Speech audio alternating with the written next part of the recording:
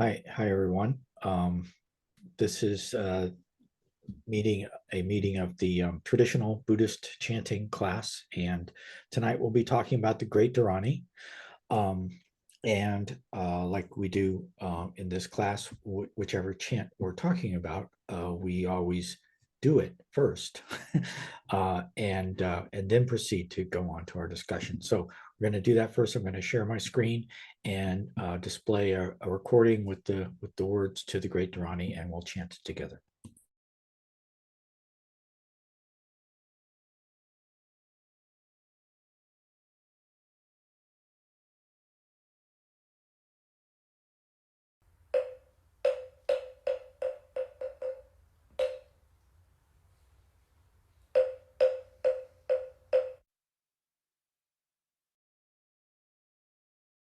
Sorry, I wasn't sure. Was the sound coming through okay from the chanting? Okay, because sometimes I don't do the sharing correctly. So I'm going to, pardon the, oh yeah, there it is. Okay, good.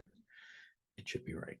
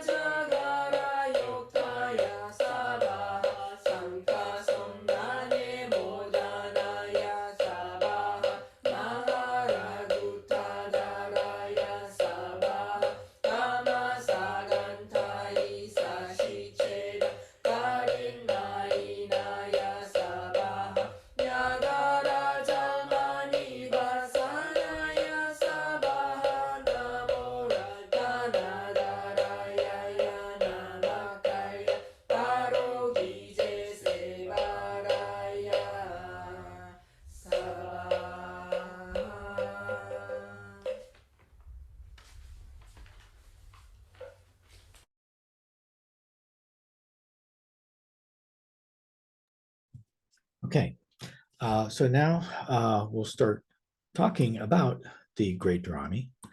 Um, see what we come up with to say. Do anybody, either of you, have a question or anything you want to bring up, or and as always, feel free to pipe in at any time. Pipe in, pipe up. You know, I usually don't get too rattled when we go off on a tangent and discuss something else. But that could happen too. That could be interesting, entertaining. Let's see. So I'm going to kind of here we are. Share my screen again, and okay. So the let's see, yeah, from current slide and switch around.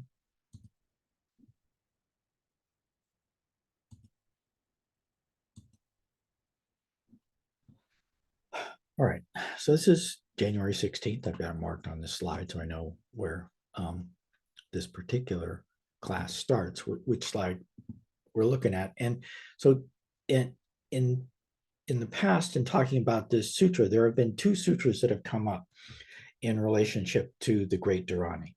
One of them is the actual sutra where the Greatt Dharani was first taught by Avalokitesvara. And that sutra has a very, very, very long title. And we'll actually take a look at the Chinese text of that sutra as part of this class tonight. But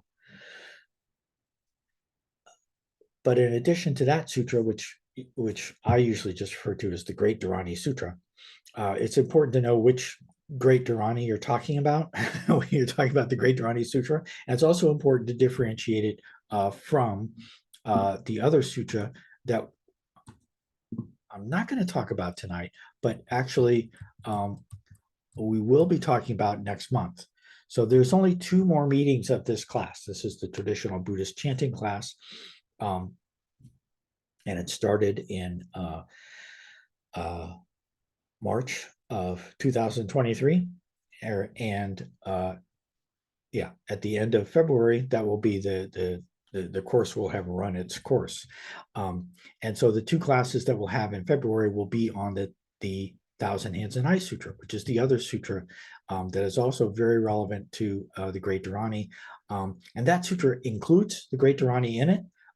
The Greatt Dharani Sutra also includes the Greatt Dharani in it. And we'll get to that tonight. There's a part in the Greatt Dharani Sutra where it says, it takes a while to get there, but then it says basically the Kwanseum Bosal at that point then pronounces the Greatt Dharani. And then it goes on from there after she's done saying the Greatt Dharani. In the Thousand Hands and Eyes Sutra, there's also quite a bit of lead up to the Greatt Dharani, but that's embedded within the Thousand Hands and Eyes Sutra. And a very common way of people practicing the Thousand Hands and Eyes Sutra is when they get to that part in the Thousand Hands and Eyes Sutra where the Greatt Dharani is embedded in it, then they'll repeat the Greatt Dharani 3, 6, 21 times. Anyway, so both of these sutras are very relevant if you want to know more about the Greatt Dharani, but it's important to keep them straight. And the one that we're going to be talking about tonight mostly is the Greatt Dharani Sutra. And then, as I say down here, the next 2 classes will be on the Thousand Hands and Eyes Sutra. And so if there's time tonight, I'll talk a little bit about what is going to be going on after February. I won't be teaching these classes online anymore. I will continue to put out some, and which I'll take that back up again at some point. It might take me a few months to prepare more classes, but I will be putting out some non-live recordings about various things. And I might, if there's time tonight, I'll talk about some of the things I'm going to be doing after the end of next month. But now let's, jump into the Greatt Dharani Sutra. It was translated, actually, it was by the Tang Dynasty in China. It's pretty obvious from the evidence that we have that this Greatt Dharani was very popular. One of the pieces of evidence that we have is the number of times that the sutra in which the Great Dharani is taught was translated 17 times. The I don't know if this was the first one, but the one that people usually refer to almost invariably is the one by Bhagavad Dharma. This is his name spelled in Chinese. Well, I don't think he was Chinese. I think he was from Central Asia, but his translation was done somewhere around 650 AD. There's a really nice article that I'm going to talk a little bit more about. That gives some of the details. It's one of the places where you can find some of the details about the Great Dharani and the Tang Dynasty. Of the 17 different translations, Bhagavad Dharma is the only one that has the 10 great vows that Avalokitesvara says that one should do before reciting the Dharani. And it's also the only one that has 15 different kinds of good rebirth and the 15 kinds of bad rebirth. So the good births you're supposed to be able to obtain by reciting the Great Dharani, and the bad births you're supposed to be protected from by reciting the Great Dharani. We'll actually get to that later on tonight. That information and some more about the Great Dharani Sutras, and this really interesting article by Miriam Levering entitled "Encounter Dialogues: Creating a Place for Guanyin in Chinese Chan Buddhism." Now, the title of this article is kind of interesting and relevant to one of the things that I've been trying to talk about in these classes, which is to to push back against the idea that there's something unzen about, well, first of all, that there's something unzen about the practice of chanting itself, which one will find. One will find people who say that, especially the chanting of Dharanis. But also that there's the idea that there's anything unzen about actually investigating and looking into and talking about the history and the meaning of these Dharanis. And so what Miriam Levering, if you're not familiar with her, she's a really interesting scholar who's done some extremely important work on the history of Zen. And so some of her work is focused on, in particular, on the role of lay people and women in Zen in the Tang and the Song dynasties. And so in this particular article, the reason why she wrote this article is because if you look at, well, here's what I say down here. One interesting thing that Levering is addressing in the above article is the way that many of Zen's modern day self-appointed explainers have created a grotesquely distorted image of Zen. So I got a little carried away writing that. Miriam Levering is much more measured in her assessment and the way she phrases it. As I say here, she doesn't really go this far. But she does cite some pretty interesting examples of modern Zen scholars and their misrepresentations of Zen, which I'll get to in just a second. But one of the reasons why these misrepresentations are significant is because if you really believed these ways that Zen is represented, then you would then there would be no role for Kwanseum Bosal in Zen. no reason to refer to Kwanseum Bosal. And certainly no reason to chant the Heart Sutra or the Great Dharani, that those would be absolutely, unheard of in Zen. And yet there they are. So let's see. Okay. Levering provides a couple of quotes to indicate the general direction of this kind of misrepresentation. For example, Zen supposedly had done away with the medieval ghosts, the gods, the bodhisattvas, and the Buddhas, according to Hu Shi. And I shouldn't put scholar in quotes here. I'm giving him a hard time. He was a very serious fellow. I mean, he was the president of Peking University. He was the Chinese ambassador to the United States. But he was so what he and other people, and the most famous example of this is D.T. Suzuki. What they were doing was they were promoting an idea of what they thought Zen should be. And they were trying to present it to the world as what Zen actually was, even though, and as I'll talk about in the case of D.T. Suzuki, they knew that wasn't the case, and yet they were still trying to promote this very, whenever you hear words like iconoclastic or anti-authoritarian, referred to Zen. A lot of it is coming from this kind of scholarship. And so another one, Yanagita Zezan, another very serious guy, very serious scholar, a very important, influential scholar. And he insisted that Zen was based on the wholesale repudiation of established beliefs, and that one of the defining characteristics of Zen is rejecting all traditional forms of Buddhist practice, including formal meditation. So here, not only is there no role for bodhisattvas and Buddhas in Zen, there's not even room for meditation. If you take this portrayal of Zen, not even literally, but if you just take it at face value at what is being said, now you will find people, random Wikipedians living in their parents' basement, taking this kind of attitude towards Zen, fairly, it's a fairly common breed of Zenist on the internet. But these guys were serious scholars and were taken very seriously by many people. So if Zen really rejected all pre-existing Buddhist beliefs and practices, why are the Heart Sutra and the Greatt Dharani chanted at every Zen temple in the world, and by pretty much every Zen meditation group in the world? Maybe the answer is that the very idea that Zen rejects all traditional forms of Buddhist practice, including formal meditation, is not only untrue, but has no real basis in reality. Now, I thought I was going to say something about D.T. Suzuki.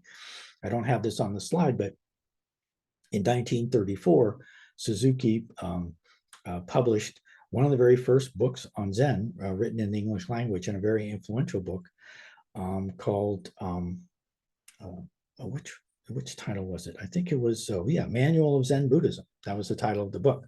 And so Suzuki had kind of a problem with this book, which is, on the one hand, he wanted to present his view of what he thought Zen should be, but he also wanted to present himself as an authority on Zen, and therefore he had to kind of, present he had to be a reliable source of information for how Zen was actually practiced in Japan. The problem was that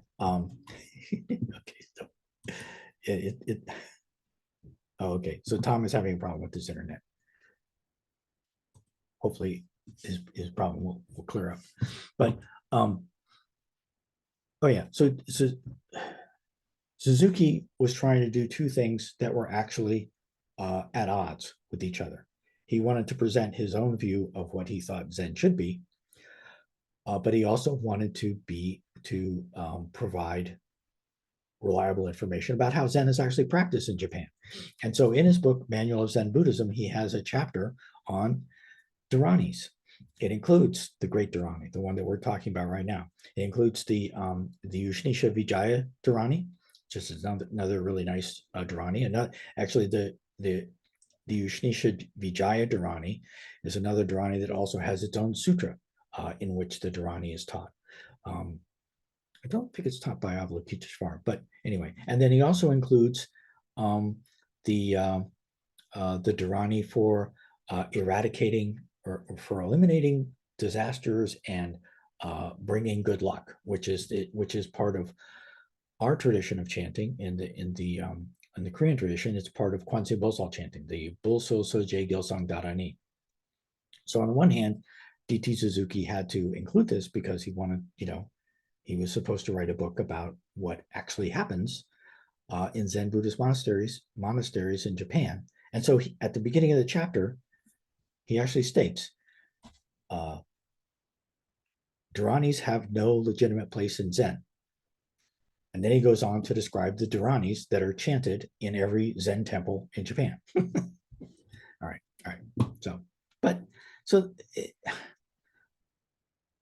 By now, many people have overcome the influence of, D.T. Suzuki and Yanagita, I can't remember his name now.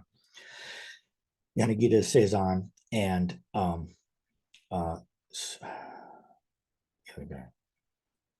anyway, these are serious scholars, and they should be read the way any serious scholarship should be read, with a critical mind, never accepting anything that they say just because they say it. That's the way all scholarship should be read, and so there's nothing wrong with criticizing or discounting some of the things that they say. There's still, like D.T. Suzuki's book, Manual of Zen Buddhism, is still an important source of information about Zen. Anyway, so here we go. Now let's talk about the actual sutra. Enough of that. But the Greatt Dharani Sutra includes the entire text of the Dharani itself. Then I'm going to start going into the structure of this sutra, which is kind of interesting. And then on this slide, this is a link to the full Chinese text of the sutra, which is actually not that long. And then down here, even smaller, so I could fit it in, there is a link to an English translation of the sutra, which I'm going to make references to both the Chinese text and the English translation throughout the rest of this class. So it starts off in a pretty standard way for sutra to start off, telling you where, what the scene is. The scene was on Potalaka Mountain in the treasure-adorned way place in Avalokitesvara's palace. Now, you might, let's see. Yeah, so let's see, I think that the traditional residence, I think I'm getting this right, the traditional residence of the Dalai Lama in Tibet is the Potala Palace. And that comes from this, because the Dalai Lama in Tibetan Buddhism is considered to be, I don't think avatar is the, emanation is probably a better Buddhist term, an emanation of Avalokitesvara or more specifically in the Tibetan tradition, Chenrezi. And so Chenrezi is a male form of Avalokitesvara. There's also a female form of Avalokitesvara in Tibetan Buddhism. But Potalaka Mountain is probably not in Tibet. There's places, and I'll show another picture of another place that also uses this name. This is kind of like Vulture Peak. This is maybe a real place somewhere in India, maybe a legendary place. This is where this sutra was taught. And in addition to giving the setting, it also says who's present, and that's what this box over here is the actual English translation of this part of the sutra. There's actually some interesting names in here by Sajja Samudgata. If you're familiar with the Medicine Buddha by Sajja Samudgata and by Sajja Raja, were there. Let's see. There's an Avatamsaka Bodhisattva. There's Maitreya was there. Samantabhadra was there. Manjushri was there. And of course, there's also lots of gods and dragons, and of course, yakshas and Gandharvas and asuras and Garudas and Kinnaras and Maharagas, etc. So that's how the sutra starts, which is a very standard beginning for a Mahayana Buddhist sutra. And then, so here, Guanxi and Zhao, often when people are referring to this sutra, they'll refer to Avalokitesvara, which I've already done a couple of times, but actually in the Chinese text, and I don't think there's even fragments of the original Sanskrit that this was translated from that exist any longer. I could be wrong about that, but in the Chinese text is what is the main source of information that we have on the sutra. And in the Chinese text, the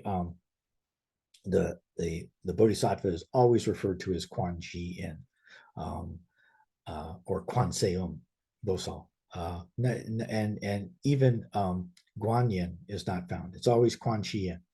And so Quan-Chi Yin at this point, after all of the setting is set, Quan-Chi Yin emits a great light, and this light goes out through the whole universe. And one of the people present, Dharani King Bodhisattva, asks Shakyamuni, "What is this light?"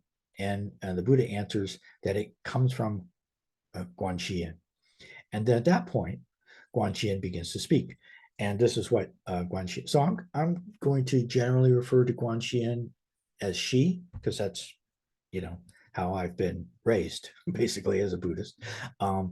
Often when people talk about Avalokitesvara or Guanxi in these sutras, and at this time in Chinese Buddhism, I think Guanxian was usually referred to as a male, but uh, so she says at this point, Bhagavan, addressing the Buddha, I have a mantra of great compassionate heart Dharani, a mantra of great compassionate heart Dharani, and now I wish to proclaim it for comforting and pleasing all living beings, for healing all illnesses, for living beings to attain additional lifespan, for living beings to gain wealth, for extinguishing all evil karma and weighty sins, for keeping away from hindrance and disasters, for producing merits of all white, that is pure dharmas, for manufacturing all virtuous roots, for overcoming all fears, for fulfilling all good wishes. Bhagavan, please be merciful and allow me to speak.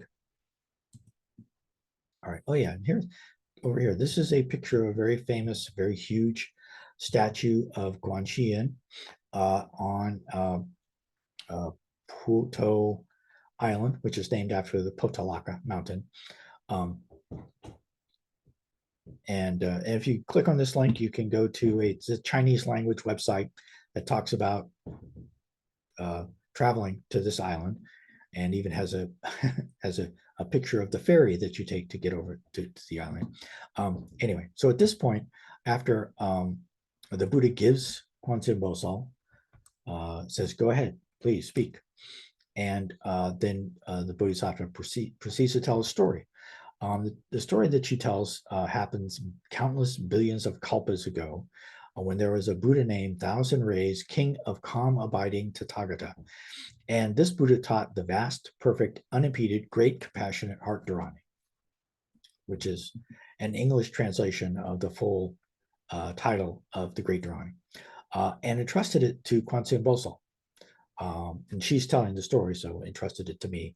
And at this point, and it was at this point that Kwanseum Bosal attained to the 8th bhumi, although I think in the sutra it says that she exceeded the 8th bhumi. Now, I'm not going to go into the theory of the 10 bhumis, the stages on the Bodhisattva path. But that's something that comes up in a lot of Mahayana sutras.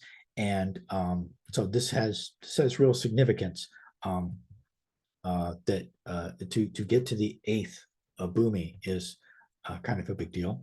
And having done that, then she made a great vow. If I will be able to give benefit and happiness to all living beings in the future, then let me have 1,000 hands and 1,000 eyes immediately. And so that's how Kwanseum Bosal got 1,000 hands and eyes. And then, okay, from countless Buddhas and congregations, I have repeatedly heard, accepted, and held this Dharani, and the joys were also repeatedly aroused from my heart and made me greatly enthusiastic. Therefore, I transcended imperceptible births and deaths of countless billions of kalpas. Since then, I've always been reciting and holding this mantra and have never forgotten it. And so this right here, this last sentence, since then I've always been reciting and holding this mantra and have never forgotten it. This is Zen Master Sung San's practice for the vast majority of his life, from the age of 20 or so on. This is what he did. He was always reciting and holding this mantra and never forgetting it.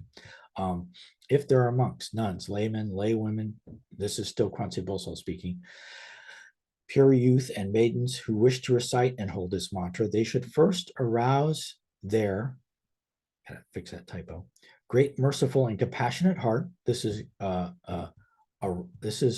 arouse. This is give rise to merciful and compassionate heart for all living beings, and follow me in making these vows. And now,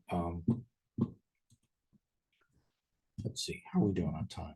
At this point, this is probably a good time to take a 5-minute break, and then we'll talk about these vows. And this will be one point where we will kind of switch back and forth between the Greatt Dharani Sutra and the 1,000 Hands and Eyes Sutra, because these one of the important things about the Thousand Hands and Eyes Sutra is that it includes in it the things that Avalokitesvara, Kwanseum Bosal, says that one should do when you're reciting the Greatt Dharani. And so when you do the whole Thousand Hands and Eyes Sutra, then basically you're doing the Greatt Dharani right, along with some other stuff. Okay, but we'll talk about that when we come back from a 5-minute break. Okay, so I'm going to share my screen.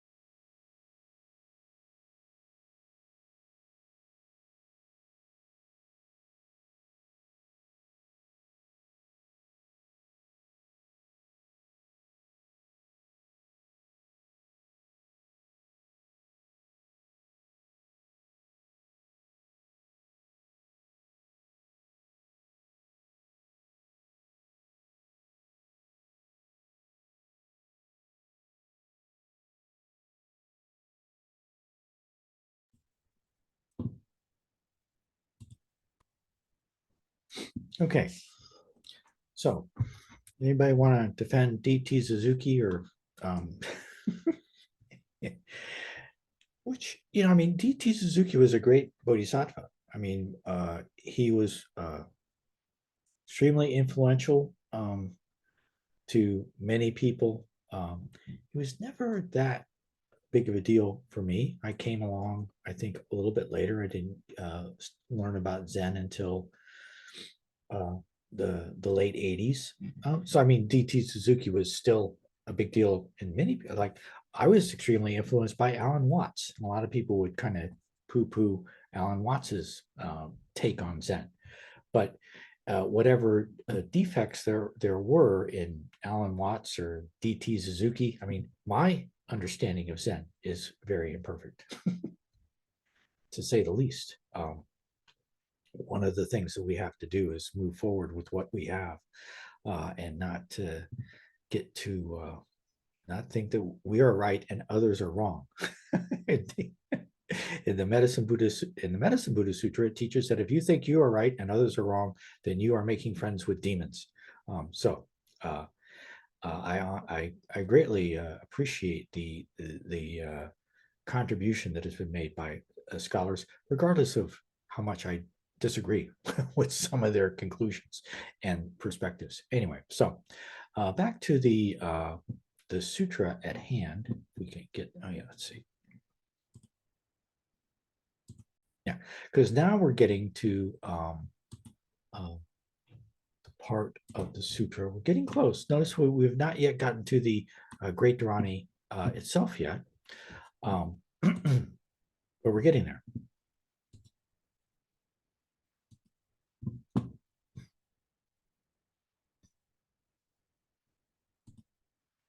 And let's see.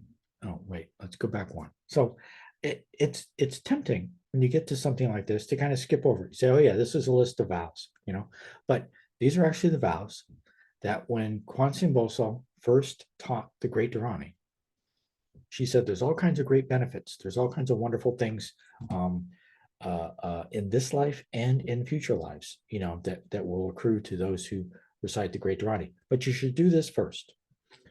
You should vow, Namu Great Compassionate Kwanseum, may I quickly know all dharmas. Namu Great Compassionate Kwanseum, may I obtain the wisdom I. May I soon obtain the wisdom I. Namu Great Compassionate Kwanseum, may I quickly ferry all living beings to the shore of liberation. Namu Great Compassionate Kwanseum, may I soon obtain virtuous, skillful means to enlighten various living beings.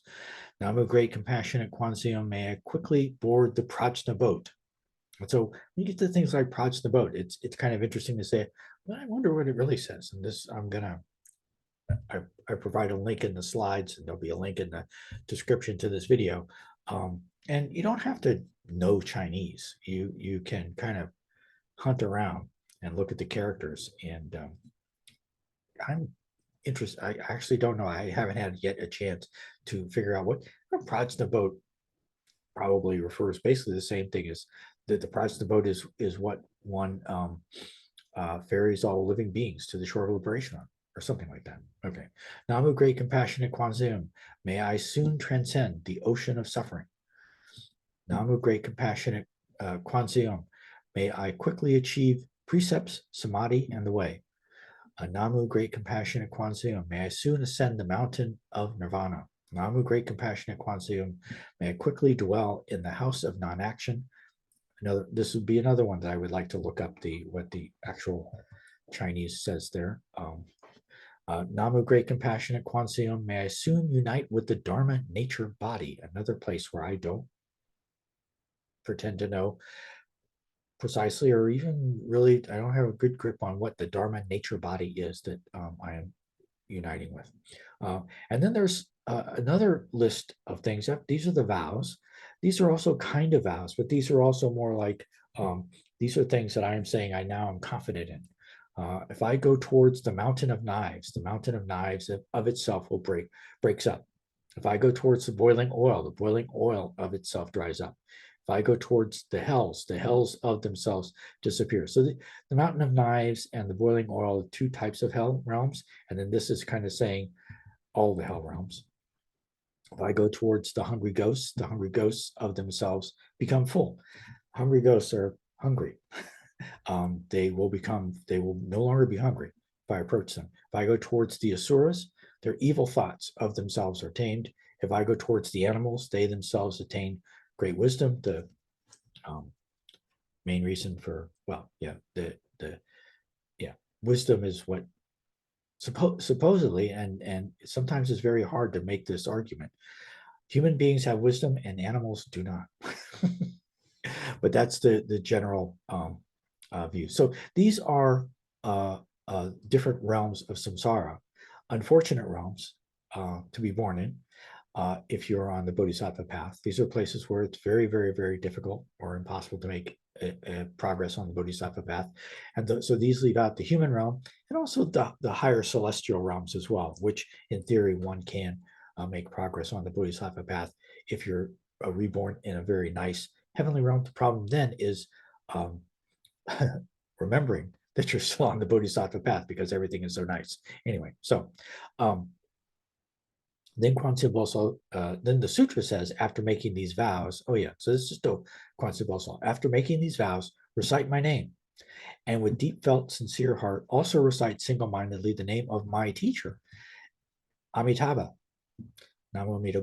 Then recite this mantra, which she still hasn't taught yet, 5 times or more in a day to remove from the body the weighty sins of births and deaths accumulated in hundreds of thousands of billions of kalpas. Okay, so so as I say here, this part of the sutra matches up very nicely with the Thousand Hands and Eyes Sutra, the chant, the Thousand Hands and Eyes Sutra chant.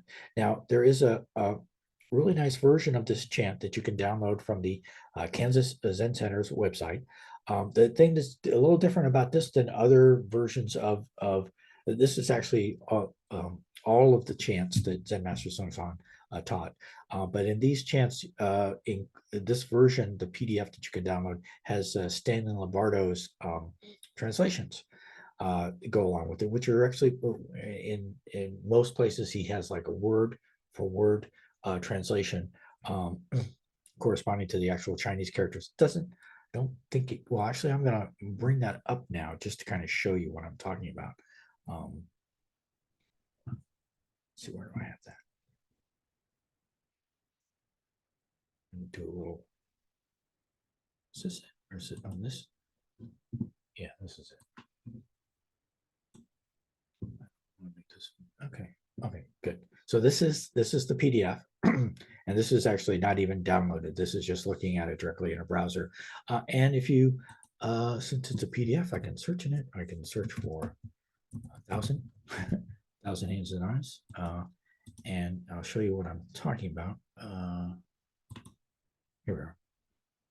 So now I'll make this bigger and make that bigger. All right. So now if you go through, this is what I like about this particular version of the chants that Zen Master Sung San taught is that, you know, for example, this is the Jong Guop Jenon. I mean, if you chanted the Thousand Hands and Eyes Sutra, you probably recognize Jong Guop Jenon Suri Suri Mahasuri Susuri Sabaha. But you may or may not know that literally what this means is the purify mouth Dharma mantra. That's what Jong Guop Jenon means, and it's nice to have that word for word translation. Let's see. Oh yeah. So this is looking for. Oh yeah. Oh yeah.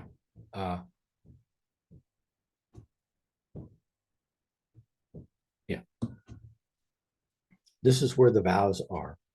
The 10 vows goes through, and then you get to yeah. So the homage, great compassion, Kwanseum.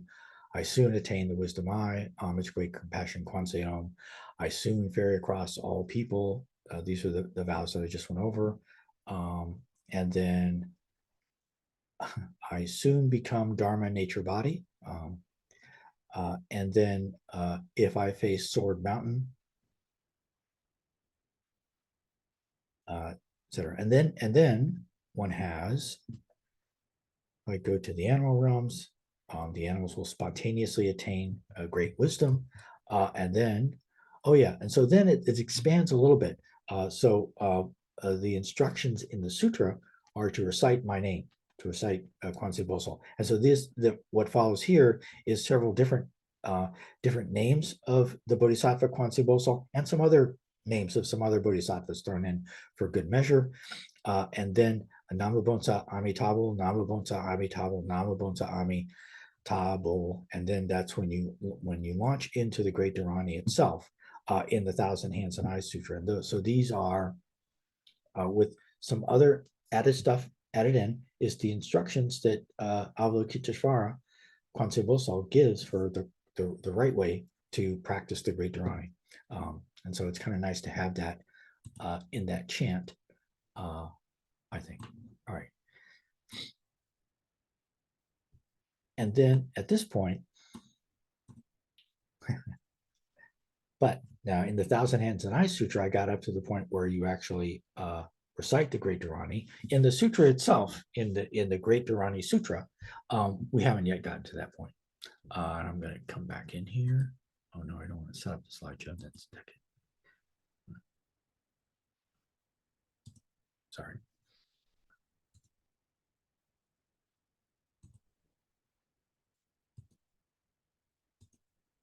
Okay.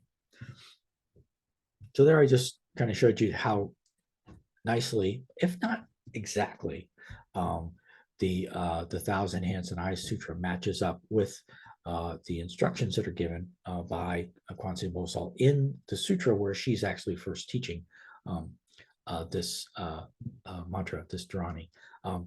This point, so Kwanseum Bosal now makes a series of vows to Shakyamuni Buddha. And again, and I'm not going to go through all these, but they all have the same, the basic general form of, should any sentient being who recites and keeps, this is a nice little 2-character phrase in Chinese that is, it's you can look it up online. You can copy and paste these 2 characters and go to the digital dictionary of Buddhism online or other sources, and it'll say this means to recite and keep. So should any sentient being who recites and keeps this great compassionate divine mantra, and this is great compassionate divine mantra, word for word right here, fall into the 3 evil paths, and this is fall 3 evil paths, I vow not to achieve great or actually correct enlightenment. And that's what this is. And so what Kwanseum Bosal is saying at this time, she's now talking to Shakyamuni Buddha and saying, basically this is a very standard kind of what does it mean to be a bodhisattva? What is it? What is it all about? And it means, to vow to not to attain a full enlightenment until you have achieved it saving all beings. And so there's actually different sutras. There's many different sutras about Avalokitesvara. And in some sutras about Avalokitesvara, it actually states that Avalokitesvara became a Buddha long ago. And then as a Buddha emanates as this Bodhisattva, Avalokitesvara, to help all beings. There are other sutras, in the Kshitigarbha Sutra, it actually states that the Bodhisattva Kshitigarbha, who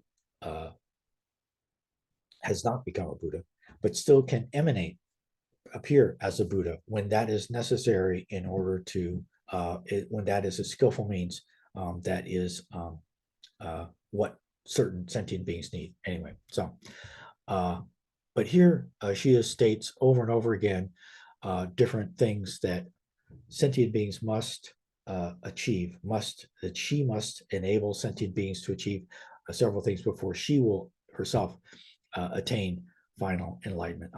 This is another, correct enlightenment is basically another way of saying this is correct enlightenment. Gak. So this is this character here. I'm going to zoom in on this.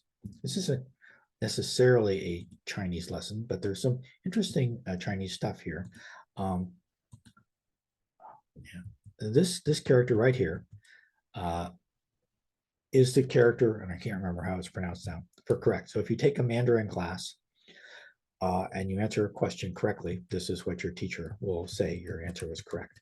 This was a favorite word of Zen Master Sung Song, who often talked about things like correct relationship, correct situation, correct function. Um, and this word, this character, Gak, well, this is part of my teacher's name, Zen Master Dagak. This is the Gak in Dagak.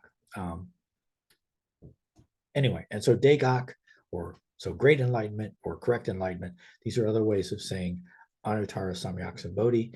And the reason why we have the phrase Anuttara Samyak Sambodhi is just because sometimes the enlightenment, the word enlightenment gets thrown around kind of loosely. People talk about their enlightenment experiences, so forth. When you want to make sure that you're talking about the full uh, enlightenment of a fully realized, fully awakened Buddha, and you say something like correct enlightenment or great enlightenment or Anuttara Samyak Sambodhi. Okay, so and then after making this series of vows about what sentient beings must, what she must enable sentient beings to attain before she will become a Buddha, um, then Kwanseum Bosal says, even this is a paraphrasing a little bit, even the negative karma of such serious transgressions as breaking the precepts or even slandering the Dharma can be removed by chanting this great compassionate Dharani. And then she says, but there is an exception. The exception is that if you have doubts about this Dharani, then this is not necessarily the case. But then she adds a qualifier to that. She says, even for those who have doubts about the Dharani, so you can chant the Great Dharani even with doubts. Um, so not all of the things that have been stated before about the benefits, the bad karma that you can get rid of won't necessarily be the case immediately, but it will still be the cause of you bodhi, which is enlightenment in the future. And so, oh yeah, and then one of the most interesting parts of the sutra, and the last part before she finally gets to the Dharani itself, there's a list of 15 kinds of good birth and 15 kinds of bad death. Uh, uh, the 15 kinds of good birth are things that will be obtained by those who recite and hold this Dharani. And here, it's a little different from the vows that she makes up here, where she says, if there's an if in front, if sentient beings do not get this or that or what, I will not become a Buddha. Here she's saying there's no if. If the if here is if you recite the Great Dharani, then you will be able to obtain one of these 15 kinds of good birth, and you will be protected from these 15 kinds of bad death that are listed in gory detail in the sutra itself. And then here I've got a little this notation, and now I'm going to show a little bit of the Chinese text because this is the point. This is the section marker in the Chinese text where the Dharani actually begins. So I want to show that on the previous slide. I put the, oh, yeah, here it is. All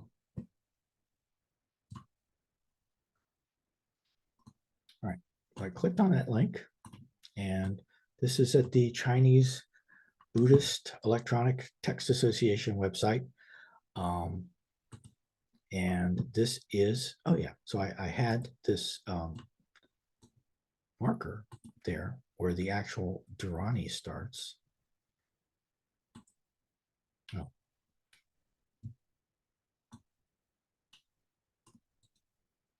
I just copy that and then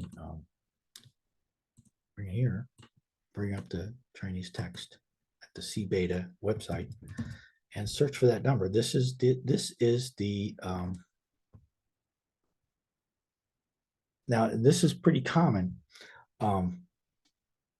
that Dharanis are often explicitly broken up into the the phrases or the lines in the Dharani.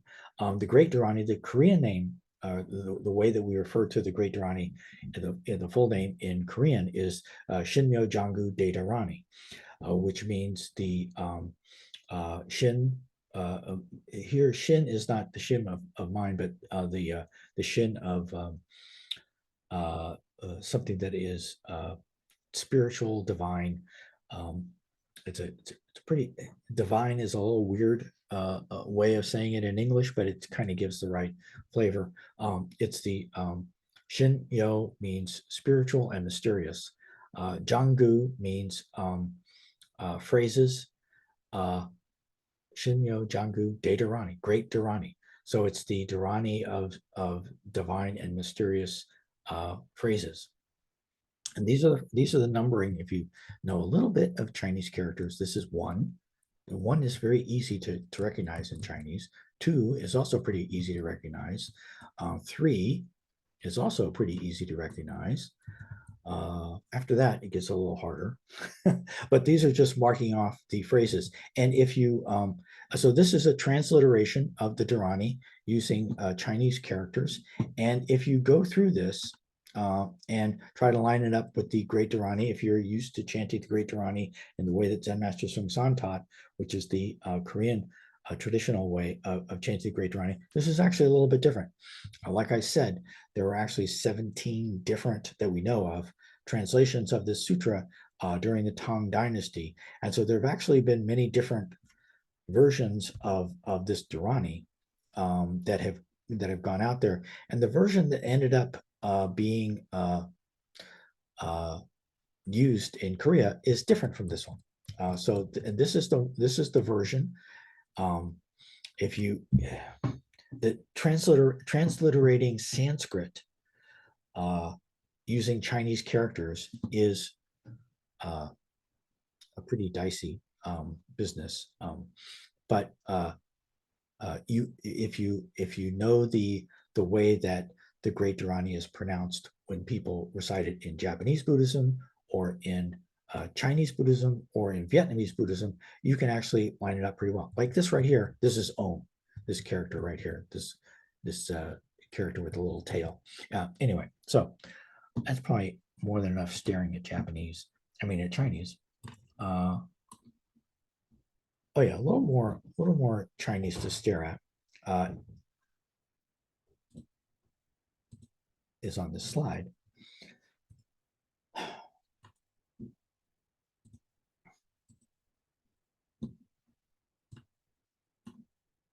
Okay, so at this point, make serious vows, and then, okay. All right, so that I just showed you the place in the Chinese text where the Dharani actually starts. And then this is from the next part of the sutra after Kwanseum Bosal has finished. Finally, there's quite a bit of lead up, wind up before getting to the Dharani itself. But then once the Dharani has been given, there's still more teaching that's given. This is part of it. This is, I'm going to get to the next slide and kind of go further into this. But it gets kind of weird from that point. And the some people would probably think that the stuff that's come already in the sutra is pretty out there. The list of all the supernatural beings that are present, and so forth. But it gets even stranger after this. And this is part of it. This is the I will bring about. Well, actually, here's kind of a more or less translation of this part of one of the things that Avalokitesvara states after having recited the Dharani. I will send the golden-bodied Peacock King and the 28 clans of great immortals to guard those who uphold the Dharani. Which is, I mean, if you get into the poetry of it, it's pretty nice. It's very poetic. It's very interesting. Let's see. All right. And then, as I say here, it gets weird at this point. So a lot of the stuff that, and here I'm going to switch over to actually going through the English translation of it a little bit in the time that we have left. But on the one hand, this final part of the sutra is one that I think will be quite challenging to many, um, not only Westerners, but even many non-Westerners who prefer their Buddhism to be very rational and uh, grounded in what they think of as reality. Um, uh, there's a lot about the benefits of the reciting this Dharani, a lot more than what was in the first part of the um, sutra, and it brought to my mind anyway, the phrase "jumping the shark," which is basically if somebody keeps going with the story after the point has been made and just starts adding things. I don't know where this phrase first arose from, but it's something that often happens in TV shows. You get into the second or the third or the fourth season of a TV show, and you get the feeling that the writers are just making stuff up because the show hasn't been canceled yet. And it's tempting to look at this part of the sutra in that way, but you should not, in my opinion, at least. I mean, it's just my opinion. But one thing that I found in going through the Chinese text of this sutra is that bodhicitta is not mentioned until this second half, this second part of the sutra. And bodhicitta is a pretty important concept in Mahayana Buddhism, and it is only here in this part of the sutra that is much more magical and supernatural than even the first part was. But it is also the part of the sutra that refers explicitly to the arousal of bodhicitta, and this is one of the lines from this part of the sutra. From the very beginning of this part of the sutra, as it's about to launch in to all of the weird stuff, bodhicitta will arise in countless sentient beings. This character right here, Baal, when Korean Buddhists recite the four great vows, at the beginning of the four great vows, it said Baal Saung Soang. And Baal means to give rise to or to launch. Actually, this is the character. This Baal right here is the verb for launching a rocket in modern day Korean language. But it's also the word that's used in Buddhism to talk about giving rise to the mind of bodhicitta. And so, having said that, now I'm going to go back because I do have a link to it in this previous slide. Oh, I have it already up here somewhere. Let me find it.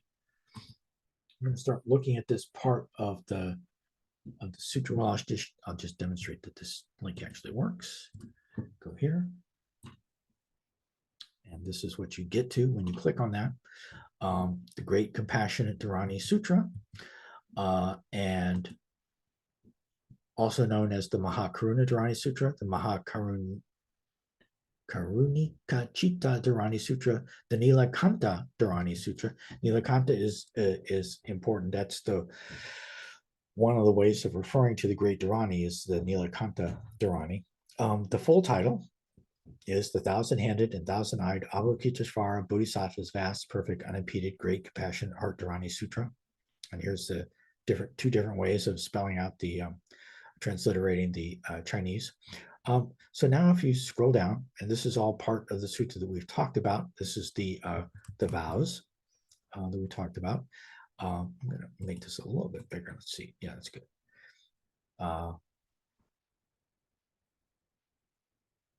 Okay, these are the 15 kinds of bad deaths that the Dharani protects you from. And these are the kinds of good births that the Great Dharani will make available to you.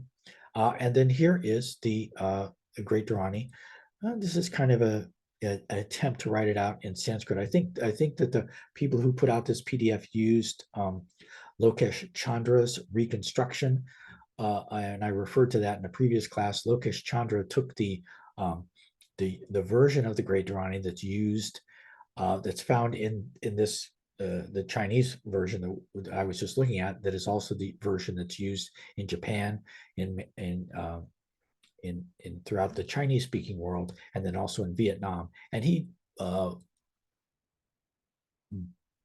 reconstructed using that one, he reconstructed the original Sanskrit from that, because the Sanskrit text doesn't exist, and that's what's written out here. And then this is what I've referred to as the weird part. And let's see. I'm just going to look for one thing. Sins. Oh, okay, here we go. So there's actually a lot of things in this second half of the sutra. This you could call it, if you consider the Dharani itself to be the third part, there's the lead up to the Dharani, then there's the Dharani itself, and then there's the stuff that comes after the Dharani. A lot of the stuff that comes after the Dharani sounds like magic recipes, or well, it sounds like, yeah. So one thing that comes up is you recite the Dharani 21 times towards, and I happen to have here, I don't know if any of you have ever used any, I'm going to stop sharing my screen for just a second so you can see what I'm holding up here a little bit better. This is 5-colored cord, and this is actually quite popular among Chinese Buddhists and throughout in Asia. There's lots of uses for this, lots of kind of spiritual uses of it. This 5-colored cord predates Buddhism in India, and is now very popular throughout. It's used for various things. So a lot of like tantric or esoteric Buddhists will use it for various tantric or esoteric things. But you'll also find it in, sutras are neither tantric nor esoteric because they are sutras. Sutras are freely available to everyone. And so Avalokitesvara describes 2 different things that you can do with 5-colored cord, if you happen to have some. And actually, if you do a Google search on 5-colored cord, you'll find the place that I got that from. Let me share my screen again. So what she recommends is if you recite the Dharani 21 times, which you can do in if you learn the Greatt Dharani by heart and you recite it a lot, you can pretty easily recite it once in 2 minutes. And so 21 times 2 is less than an hour. All right. So it's not that big of a deal. Although really it would be best to do those 21 repetitions of the Greatt Dharani within the 1,000 Hands and Eyes Sutra. And if you do that with some 5-colored cord set on, preferably on an altar in front of you, then you can use that cord to make a closed circle on the ground with the threads as a boundary of some sort. And it isn't really spelled out here what the benefit of that is, but you could use that as a kind of a way of marking out your meditation place if you wanted to. Oh, let's see. Then there's one other thing that she has with the 5-colored cords. I think. Oh yeah. No. Okay. Recite the mantra 5 times, making a mantra rope with 5 colored threads, and wear it on where it is sore. Okay, so this is some sort of healing practice that she has. So like I said, this is where it is sore. This mantra has been spoken by the previous 40 Ganges River Sands Buddhists. So now I also speak it for supporting all practitioners, for eliminating all obstacles and calamities, for healing all serious diseases and relieving all sufferings, for accomplishing all virtuous dharmas, for eliminating all fears. So let's see.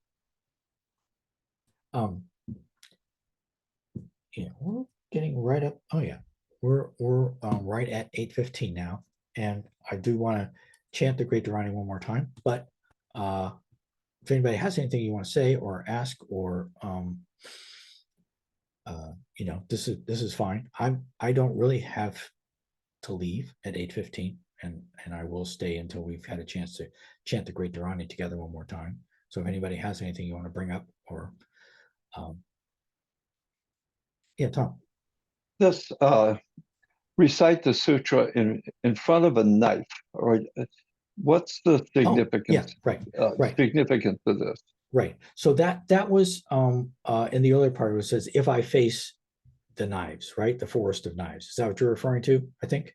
Yeah. Okay. So the forest of knives is a particular hell realm, and so it's not saying that you set up a knife in front of you and recite the sutra. It's saying that if I were to die, and if I were to be headed towards this particular hell realm, um, it would. I forget exactly what it says, but I'm going to look it up now just to check. It Yeah. So it says that the forest of knives would of itself break up. Okay. So it's not saying you should do this. It says if that unfortunate fate were to befall me, since I have practiced this great Dharani, it I even if I was heading towards that particular hell realm, that hell realm would disappear right in front of me. Okay. And then if I was to head to the animal realms, all of the animals would attain wisdom. So there I would do. So the animal realm would essentially disappear. So this is not an instruction on something to do, unlike the part in the latter part of the sutra where it's saying, oh, take some 5-colored cord and recite the Dharani 21 times, and then you can use it as some sort of a magical demarcation of a good place to meditate. Where I mean, the implication is you would be more easily able to enter samadhi. And I mean, maybe if you lived in a noisy apartment building or something, you might want to try that out. But I don't know. I haven't actually tried that. Um, but I am kind of interested in these 5-colored cords. Um, but yeah, the knives is not something to do. And so in that part, that particular section is more about expressing your confidence in the blessing of Kwanseum Bosal, that she will help you even if things get really bad. And it doesn't get much worse than heading towards the forest of knives hell. That's a pretty bad one. Okay. So I think, oh yeah, I gotta bring up a recording of the Dharani. Oops.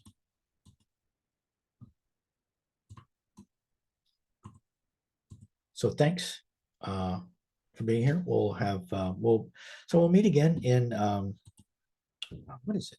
Actually, I think it'll be 3 weeks. Will be the first Tuesday of February, on February 6th. I'm looking at my calendar now. And we'll kind of be continuing on this discussion. We'll start talking more specifically and directly about the Thousand Hands and Eyes Sutra. And in addition to the parts we've already covered in the Thousand Hands and Eyes Sutra, there's a lot. There is just a tremendous amount. If we spend 2 nights, the first and the third Tuesday in February, talking about it, there'll still be a lot we won't be able to get to, but we'll cover what we can. And now we'll chant the Greatt Dharani one more time.